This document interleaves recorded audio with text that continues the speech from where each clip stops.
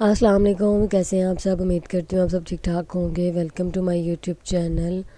Last video में हमने function को किस इस तरह से सीखा था कि एक ही फंक्शन बनाया था, एक ही दफ़ा कॉल करवाया था और इवेंट्स क्या होते हैं ये भी सीखा था।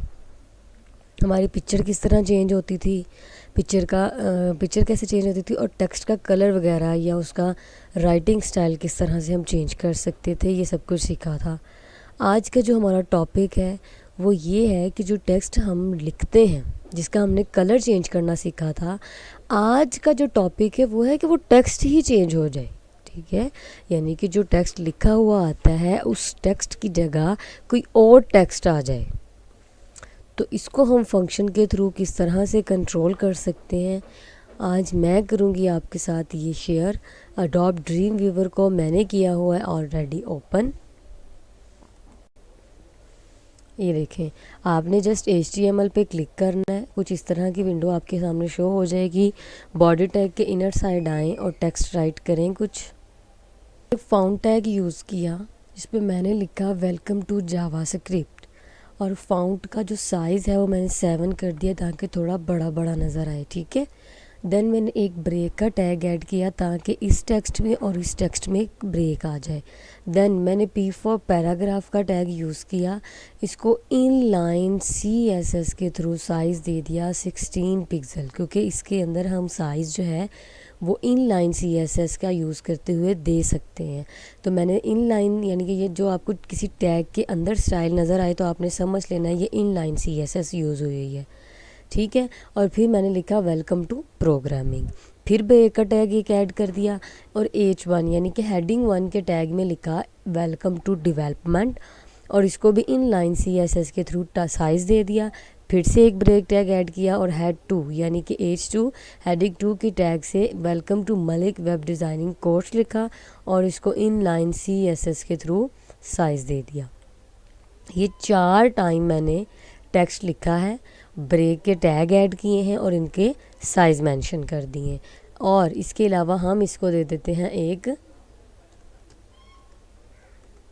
टाइटल, फंक्शन ही दे देते हैं, फंक्शन ही है आज का भी हमारा टाइटल। अब हम इस फाइल को कर लेते हैं सेव। सी छूट गया मुझसे, फंक कंट्रोल S से सेव करते हैं डेस्कटॉप पे ही। मैंने इसको डेस्कटॉप पे सेव करना है फंक्शन 2 के नाम से। सेव करते हैं, ऊपर टाइटल आ रहा है function welcome to JavaScript programming development and Malik web designing course. ये जो सेंटर में आपको टेक्स्ट नज़र आ रहा है ये थोड़ा छोटा आ रहा है, इसके साइज़ को थोड़ा सा बढ़ा लेते हैं।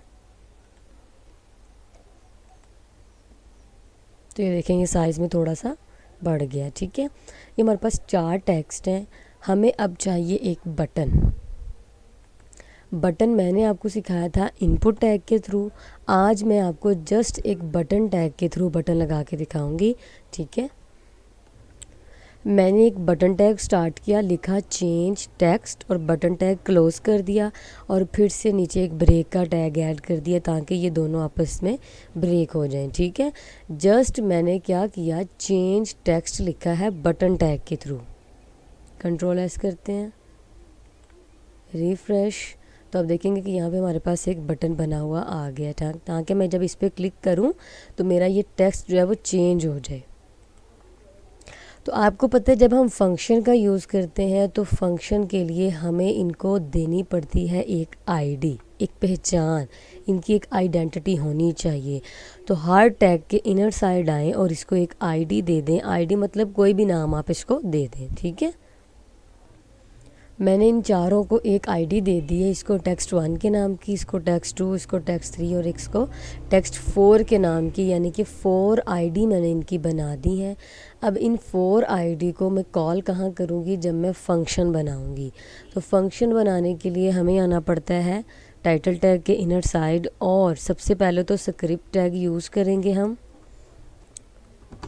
टाइटल टैग के बाद स्क्रिप्ट टैग स्टार्ट किया, स्क्रिप्ट टैग क्लोज़ कर दिया, एक फ़ंक्शन बनाया जिसको मैंने नाम दे दिया चेंज का, आप भी कोई नाम दे सकते हैं। ठीक है, फिर वही स्टेटमेंट DHTML की document dot gate element by ID, first ID जो मैंने अपने फर्स्ट टेक्स्ट को दी थी वो थी टेक्स्ट 1, तो मैंने यहाँ पे आईडी का क्या लिखा, text1 डॉट। अगर आप टेक्स्ट को चेंज करना चाहते हैं तो एक छोटी सी कोडिंग है, वो है इनर HTML, ठीक है। अगर आप यहाँ पे मैंने लिखा ना वेलकम टू जावा स्क्रिप्ट, अब मैं चाहती हूँ इस वेलकम टू जावा स्क्रिप्ट की जगह लिखा आ जाए इंग्लिश। जैसे मैं अब सब्जेक्ट्स के नाम दे दूँगी इनको, ठीक है। मैंने कहा डॉट इनर, जो HTML आपको कैपिटल में नज़र आ रहा है आपने इसको कैपिटल में ही लिखना है, ठीक है। इनर HTML का आपने यूज़ करना है अगर आप अपने टेक्स्ट को चेंज करना चाहते हैं, ठीक है। अगर आप अपने टेक्स्ट को चेंज करना चाहते हैं तो आपने जस्ट क्या करना है, इनर HTML का यूज़ करना है। ये एक बन गया फंक्शन। अब जो बटन बनाया था इस बटन के इनर साइड आ जाए और यहाँ पे इसको आप कॉल करवा दें, ठीक है। जैसे मैंने ऑन क्लिक करने पर क्या हो, फंक्शन का नाम क्या था, चेंज,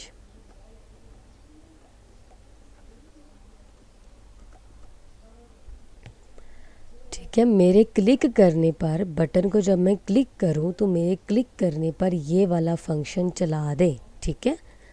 सेव करते हैं, रिफ्रेश करते हैं पहले तो, और अब मैं इस बटन को जैसे ही प्रेस करूंगी आप देखेंगे कि जो ऊपर वेलकम टू जावा स्क्रिप्ट आ रहा था उसकी जगह मेरा क्या लिखा हुआ आ गया, इंग्लिश, ठीक है।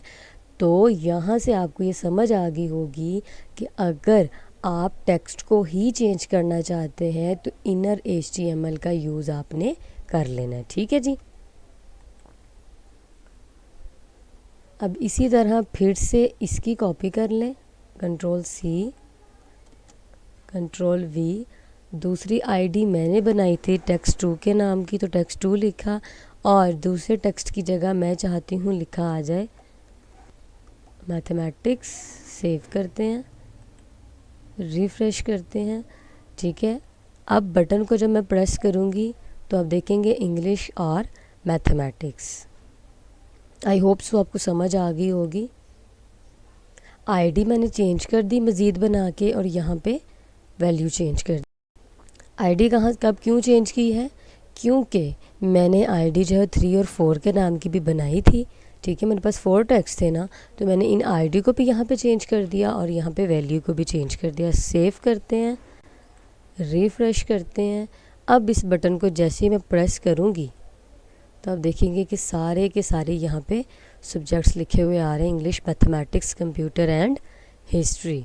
बटन के क्लिक करने पर जैसे ही रिफ़्रेश किया अगेन उसी हालत में आ गए, चेंज टेक्स्ट पे कलर किया तो ये मेरे पास लिखा हुआ आ गया।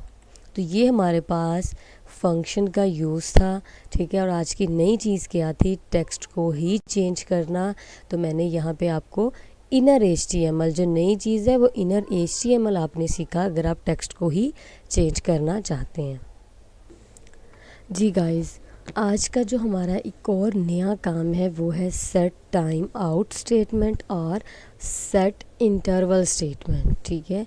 एक फंक्शन बनाया आपने, जब सारा काम ये कर लिया आपने कहा set time out. Set time out का मतलब क्या होता है, वन टाइम, यानी कि एक टाइम, एक दफ़ा क्या करो, जो मैंने फंक्शन बनाया है, ठीक है, आपने यहाँ पे उसको लिख देना जो आपने फंक्शन चलाना है। मैंने कहा एक दफ़ा चलाओ इस फंक्शन को, ठीक है, जो मैंने चेंज नाम का फंक्शन बनाया है इसको चलाओ, और कोमा डाल के आपने कहना है कितने सेकंड के बाद चलाऊं, ठीक है। एक तो वो टाइम पूछता है कि कितने टाइम के बाद चलाऊं और क्या चलाऊं। मैंने कहा कि ये जो मैंने फंक्शन चेंज नाम का बनाया है इसको चलाओ और 3 सेकंड के बाद चलाओ। ये एक्चुअली तो यहाँ पे 3000 इट्स मीन कि ये 3 सेकंड को रिप्रेजेंट कर रहे हैं, ठीक है। एक हमारे पास स्टेटमेंट है सेट टाइम आउट।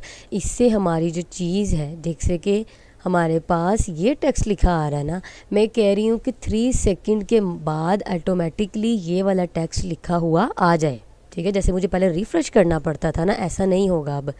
मैं रिफ़्रेश किए बगैर क्या करूँगी, सेट टाइम आउट लिखा है मैंने कि चेंज नाम का फंक्शन चलाओ और 3 सेकंड के बाद चलाओ। इतना काम करने के बाद इसको सेव करते हैं,